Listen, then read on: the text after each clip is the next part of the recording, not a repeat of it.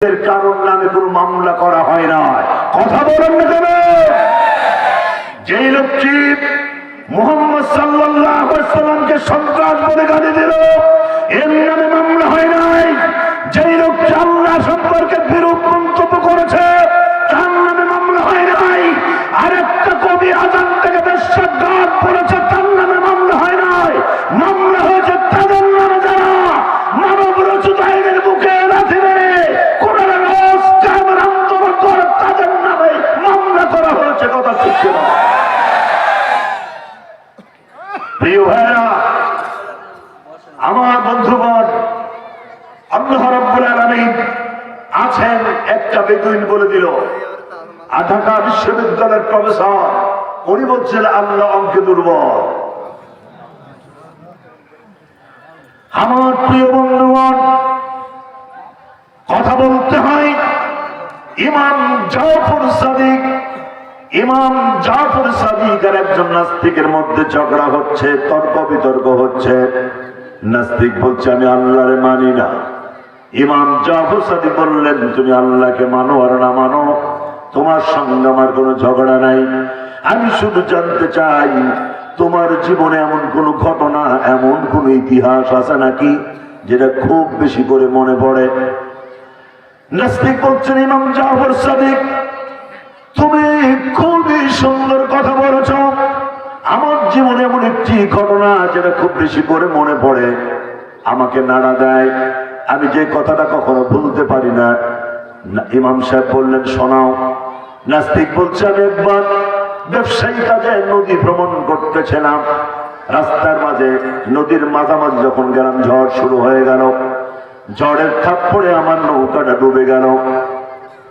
নাস্তিক বলছেন যখন নৌকা ডুবে গেল, তখন মনে মনে ভাবলাম সঙ্গী সাথীদের নিয়ে মনে হয় বেঁচে থাকতে পারবো, কিন্তু তা হলো না।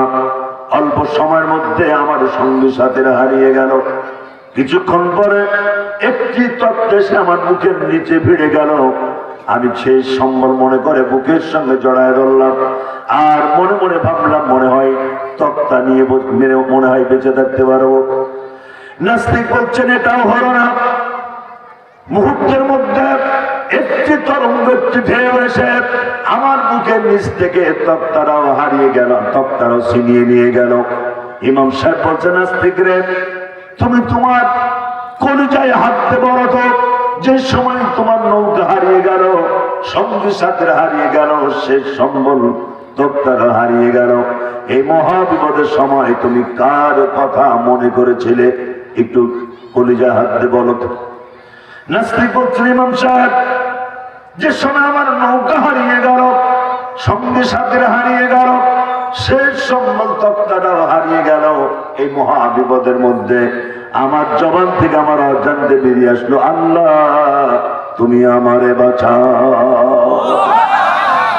ইমাম সাহেব বলছেন নাস্তিকরা, এবার তুমি তোমার বিবেক থেকে জিজ্ঞেস করো, যে আল্লাহ রাব্বুল আলামিনকে জীবনে একবারও বিশ্বাস করো নাই, এক মুহূর্ত স্বীকার করো নাই, মহাবিপদের মধ্যে পড়ে এসে আল্লাহ রাব্বুল আলামিনকে মনে করার সঙ্গে সঙ্গে যে আল্লাহ রাব্বুল আলামিন তোমাকে বিপদ থেকে বাঁচায় দিলেন, ও নাস্তিক কি করে তুমি আল্লাহরে ভুলে যাও?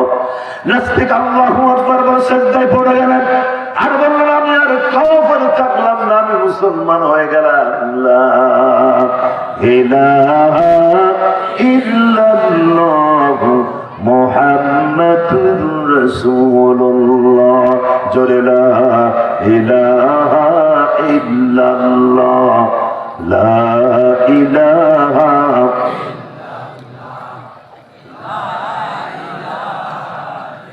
লা ইলাহা ইল্লাল্লাহ মুহাম্মাদুর রাসূলুল্লাহ। যেমন তুমি দিলে জমিন দিয়ে আসমান, সুখের সমাজ গড়তে দিলে তেমনি কোরআন তোমার দয়া ফুরান, দয়া ফুরান, দয়া লিল্লাহ তাকবীর। তৃষ্ণা নিবারণে দিলে স্বচ্ছ সাধু পানি, জঠর জ্বালা জুড়াতে ফল ফসল জানি। পথের দিশাই তেমনি দিলে, পথের দিশাই তেমনি দিলে রাসূল আকরাম, রাসূল আকরাম, রাসূল আকরাম। যেমন তুমি দিলে জমিন দিয়ে আসমান, সুখের সমাজ গড়তে দিলে তেমনি কোরআন তোমার দয়া ফুরান, দয়া ফুরান, দয়া ফুরান। লিল্লাহ তাকবীর। আর জোরে লিল্লাহ তাকবীর। এবার আরেকটু ব্রেনে কাজ দিই, একটু বিবেকটাকে এবার একটু নড়াচড়া করে দেখেন তো হিসাবটা মেলে নাকি। আমার প্রিয় বন্ধুগণ, আমার মায়ের, আমার বোনেরা, খুব বড় করে শুনতে হবে কথা। সারাদিন বিএনপির মিছিল করেছেন, সারাদিন ধানের শীষের মিছিল করেছেন।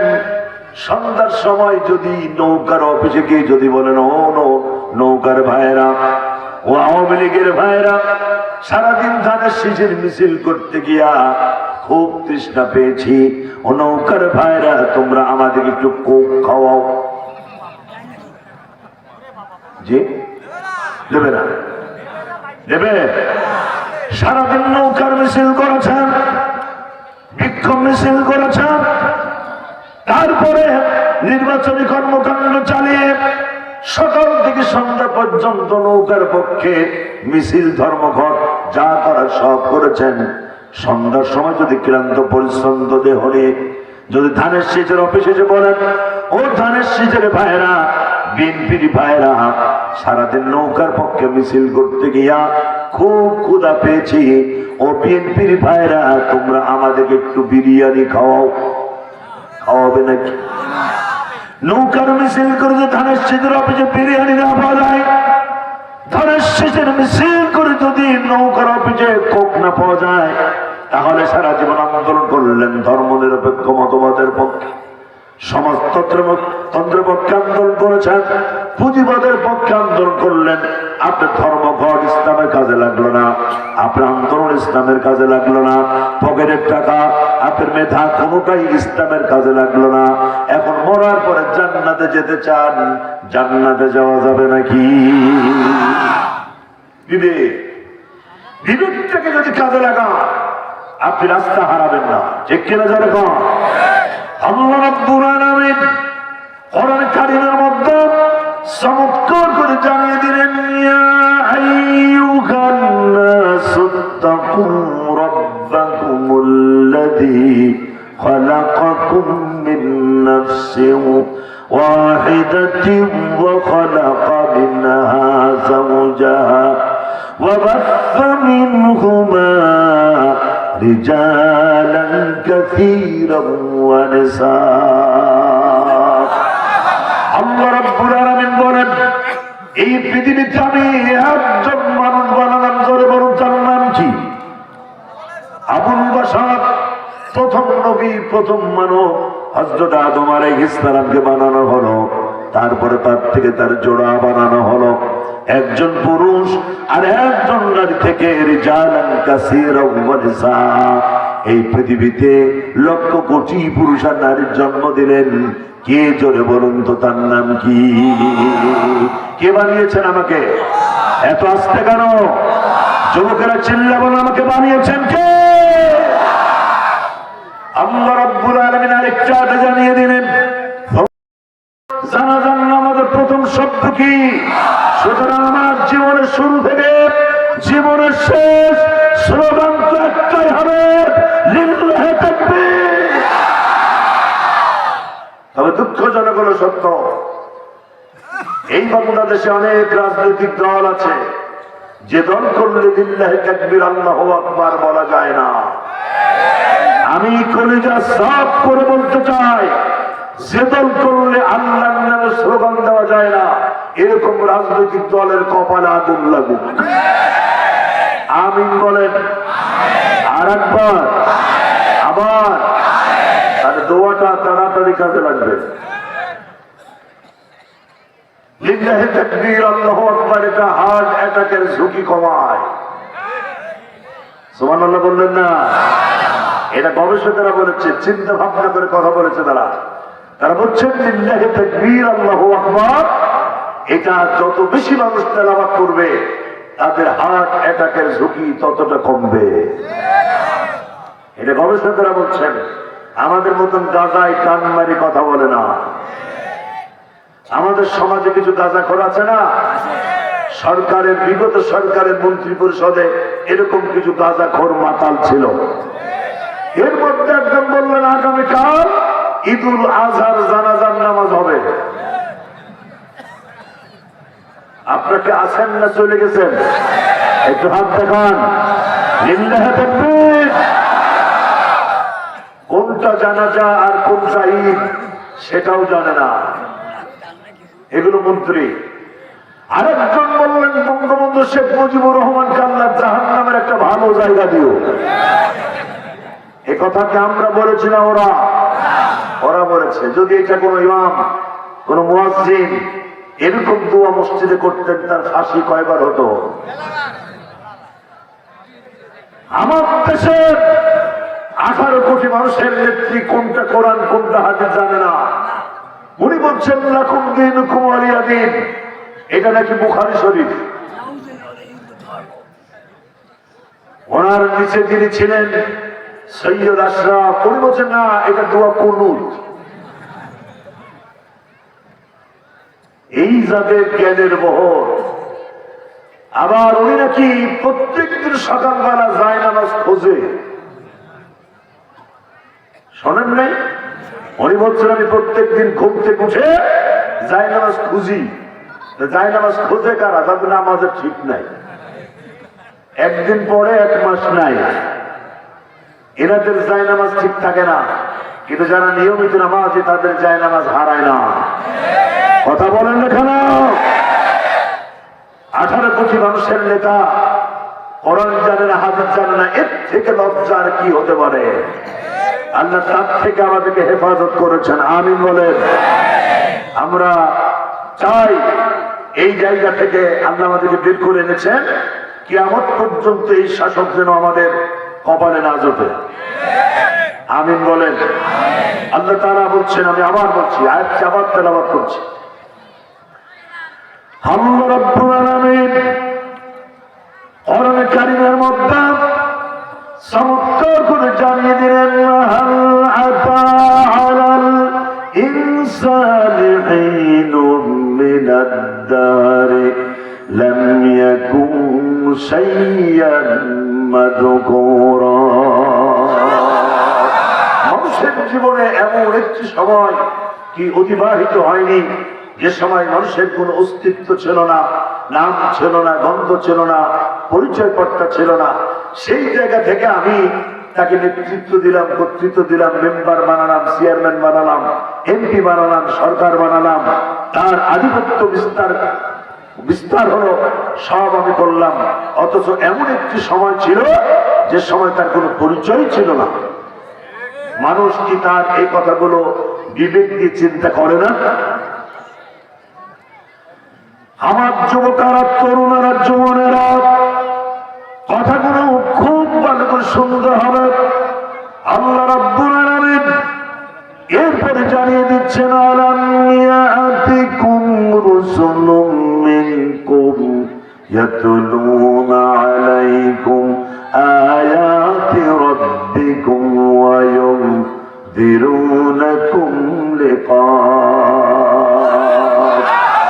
কিয়ামতের দিন আল্লাহ তাআলা জাহান্নামীদের জিজ্ঞেস করবে, তোমরা জাহান্নামে কেন আসলে?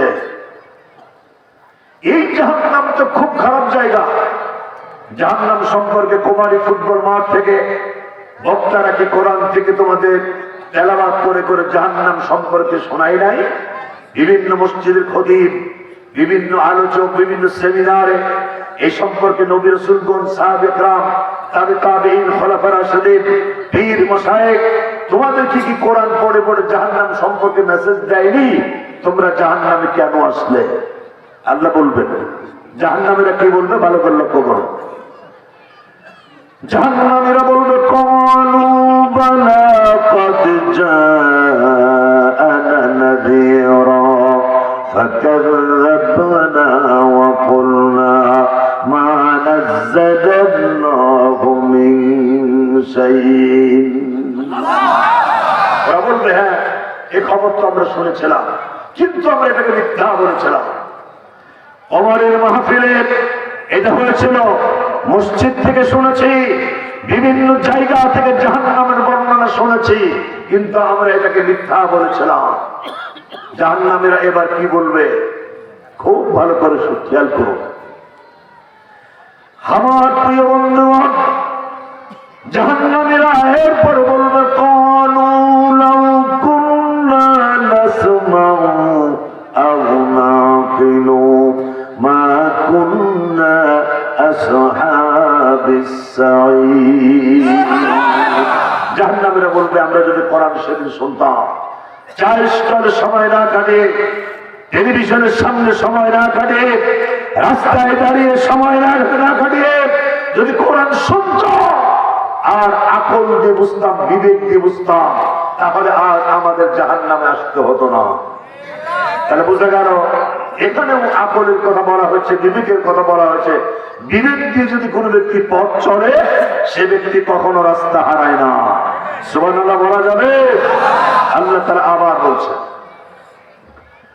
আল্লাহ রাব্বুল আলামিনের পরে বলেন আম্মান হাযাল্লাযী হুয়া জুনদুন লাকুম ইয়ানসুরুকুম মিন দুনির রহমান।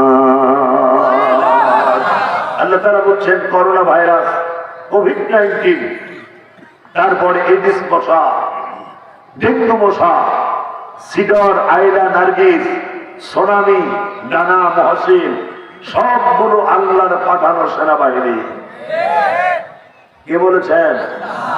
আল্লাহ পাঠানো সেনাবাহিনী। কণ্ঠ তো শুকায় গেল। আপনার মাইক তো এরকম ছিল না, আপনার মাইক তো অনেকদিন ধরে ছিল। আপনি হরিণ এখন তো সেই ভাই না, কিন্তু আপনার মাইক তো ভালো না। আপনি বক্সটা আবার দিয়ে ঘুরাই দেন, আমার কানে দেন। প্রিয় ভাইরা, একটু আস্তে করে একটা কথা বললি তো আপনি বুঝেন আমি কি চাচ্ছি।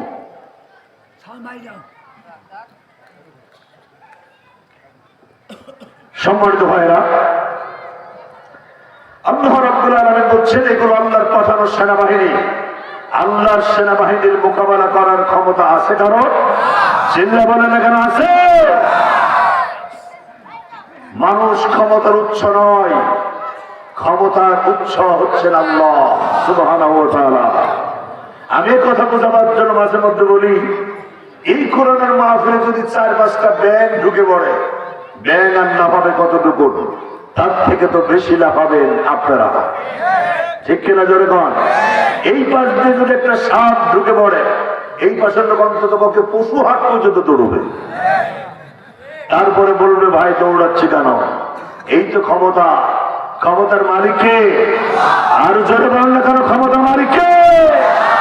ক্ষমতার মালিক যদি জনগণ হতো, শেখ হাসিনা বাঁচতে পারত। পুলিশ তার, বিডিআর তার, আর্মি তার, সেনাবাহিনী কেউ তারে বাঁচাতে পারে নাই। পেরেছে?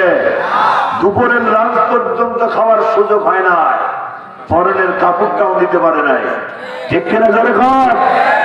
এই লক্ষ্যে এতটা অপরাধী, গোটা পৃথিবী এখন তাকে প্রত্যাখ্যান করেছে, কেউ তাকে গ্রহণ করতে প্রস্তুত নয়, ঠিক কিনা? এখন যদি লোকটি মারা গিয়ে রাস্তায় পড়ে থাকে, আমার দেশের কুকুরও এর লাশ খাবে না। এতটাই নোংরা, এতটাই জঘন্য, এতটাই অসভ্য, ঠিক কিনা? বাংলাদেশ বাংলাদেশে যত হত্যা হয়েছে প্রত্যেকটা হত্যার সাথে সে জড়িত। ইলখানার হত্যা তার ইশারায় হয়েছে। 28 অক্টোবরে লাশের উপরে মৃত্যু হয়েছে তার ইশারায়। শাপলা চত্বরে হাজার হাজার আলেমদের বুকে গুলি করা হয়েছে তার ইশারায়। 24-এ ছাত্র আন্দোলনে হাজার হাজার ছাত্রকে গুলি করে শহীদ করা হয়েছে তার ইশারায়।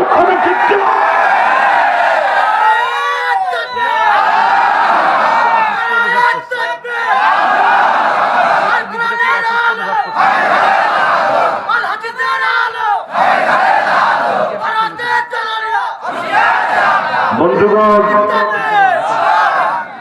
আমার ভাইরা, এতগুলো মানুষ স্লোগান দিচ্ছেন, একটু জোরে সোরে স্লোগান দিয়ে মাঠে ভূমিকম্প বানায় দেন। লিল্লাহি তাকবীর। খুব পেছনে যারা আছেন আপনাদের হাত একটু দেখতে চাচ্ছি। তো আপনারা তো জীবিত আছেন, তো কথা বলেন না কেন?